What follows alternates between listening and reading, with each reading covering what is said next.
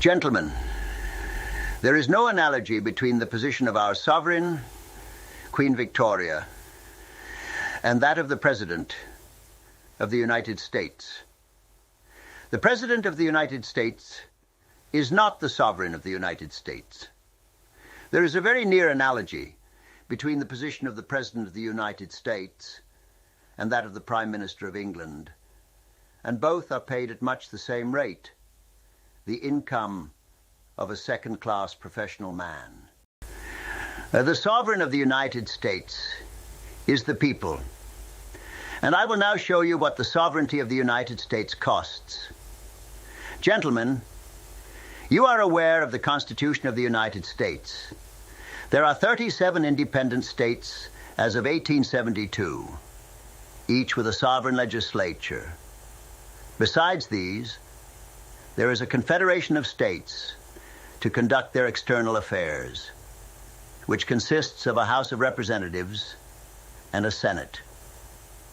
There are 285 members of the House of Representatives, and there are 74 members of the Senate, making altogether 359 members of Congress in 1872. Now each member of Congress receives £1,000 sterling per annum.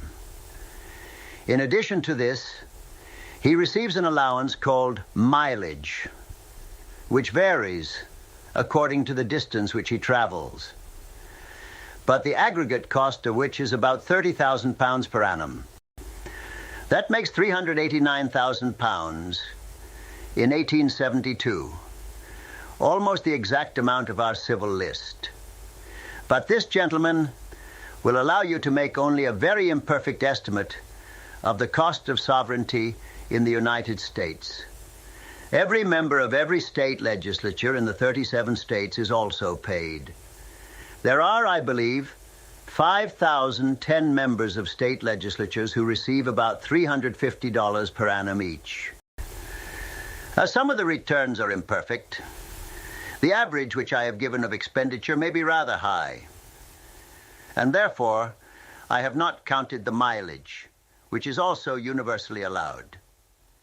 5,010 members of state legislatures at $350 each make $1,753,500, or £350,700 sterling a year. So you see, gentlemen, that the immediate expenditure for the sovereignty of the United States is between £700,000 and £800,000 a year. Gentlemen, I have not time to pursue this interesting theme, but I cannot resist giving you one further illustration. The government of this country is considerably carried on by the aid of royal commissions. So great is the increase of public business that it would be probably impossible for a minister to carry on affairs without this assistance. The Queen of England can command for these objects the services of the most experienced statesmen and men of the highest position of society. If necessary, she can summon to them distinguished scholars or men most celebrated in science and in art, and she receives from them services that are unpaid. They are only too proud to be described in the commission as Her Majesty's trusty counselors.